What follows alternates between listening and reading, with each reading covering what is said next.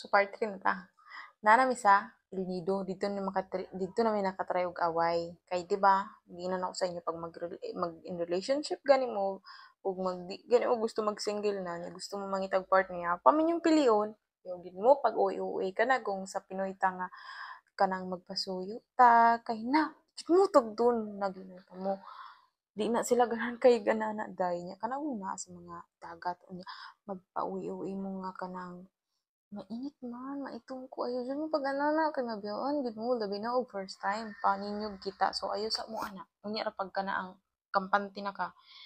Pagkahuman, dito namang first fight, kay kanaang, selosan man siya, kaayo, sa kanang mga tao nga, di mo na naman malikayan, pagbiyaan kay kanang naa siya istoryahon niya, pag magtindog ka dira, naadjoy ka nang makikistorya sa imuha ba, di man tami nga nagwapat ha, pero, naadjoy ka nang mga afam rapod, yung nana nga mga tana or direction, or ana, pero siya kay seloso man, gusto man niya kuan permanente, di pa ko makaingon na red flag, kay, kanaang, naman po sa kuan, di man po siya magpataka, pero ako ra ng kuan kay inana po sa iya ha.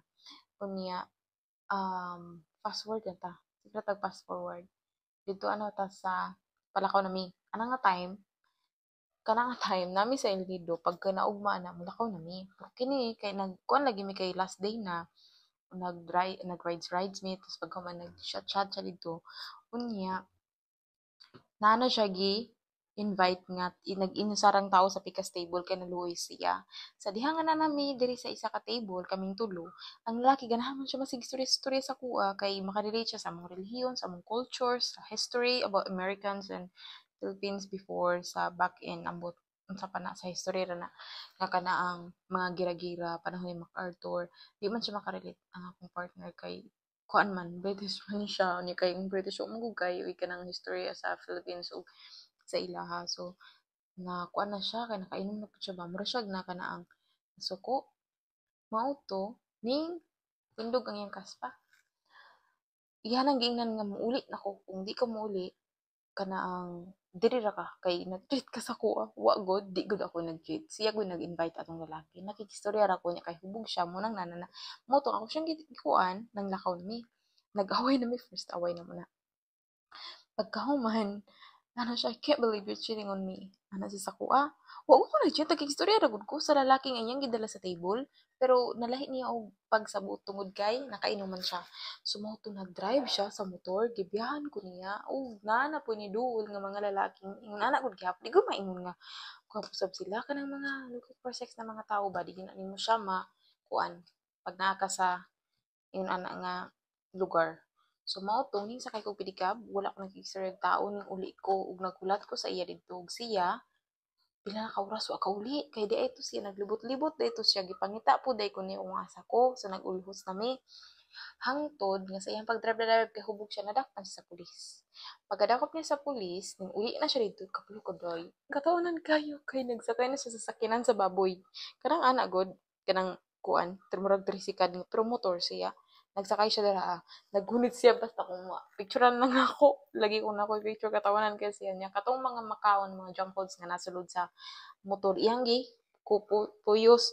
Pag human naglingkod siya dito sa taplin sa motor, ay sa kalsada, ug nagkaon siya sa mga junk foods. Kaon niya tanan akong junk foods. Ug dira ako nag-atbang. Ang tanaw ko sa iya, gidul ako siya. Suko kay siya. Kaya nga ako siyang bibiyaan. Nga nag ko sa iya. Mga yun, nanawid naman ko. Moto, despite sa tanan, kay suko kay siya. Kaya dito man gini siya sa sinod lang. Ako jud siyang gunitan ug nanabuk mi ug gidala na ko siya sa hotel. Pag-abot dito sa hotel kay atbang raman, didto na siya nagsuko-suko sa kuha kay giembargo ang motor sa pulis ingon na niya pagkauha mula ko nami unya nakakuha na iyang passport ana. Naka bilin sa tagiya sa motor ang passport so kailangan ako kuhaon without it kailangan pud nako ang without ang motor kailangan ako magbayad so mo to ang among kwarta ato nga time 1K na lang mo to adto man didto sa pulis mga 3:30 na siya sa hapon. So, hapit na sila mag-close kay kini sa office good. Hapit na sila mag-close. Unya, kailangan na pud na akong istorya nila para makuha na ako ang kuan mo. Tuginan ako siya mag-behave ko sa daplin. Nag-behave ra gyud siya. Unya, ning sulod ko. Kikuan ako, gyangyon ako maayo.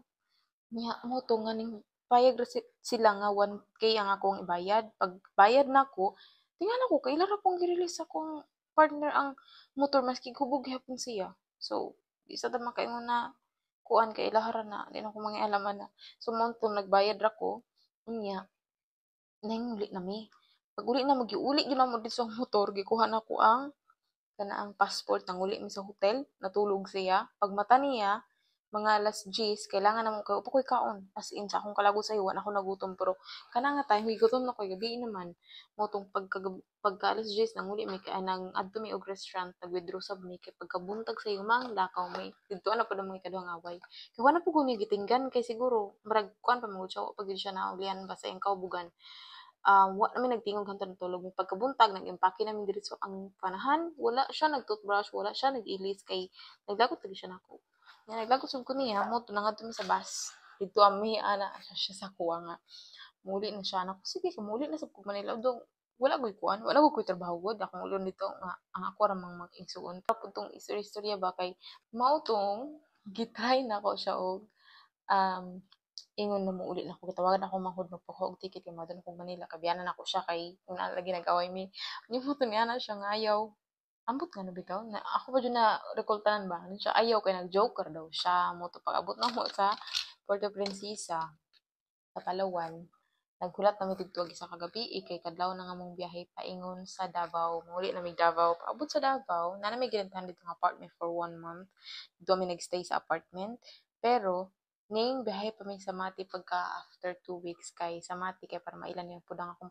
pamilya nya mo to nga nagkuan mi nagkaila na ilan niya akong mama ilan akong papa na ilan niya ang akong tanan nga kuan sa ako ang pamilya niya nagstay mig mga 3 nights na malik mi og Davao after few weeks ning uli na siya sa ning uli na siya dito sa ilaha sa UK tapos ako sad ning uli na pud ko sa Manila paabot na mo sa Manila paabot ako sa Manila dito ako nagstay sa akong manghod nya moto nga time nga naa siya dito sa ila nakita na po siya trabaho nagapadala na siya sa kuha nga time kanang pang kuan lang pang ako alang pang daily nga mga needs allowance ang na hangtod nga didto lang to nga nato lang to um hangtod nga uli ko sa Mati pag uli na ako diri sa amuang lugar nag nagrenta na pod mi og sa housing sa subdivision nagrenta na mi pagka September ning balik na pod siya kay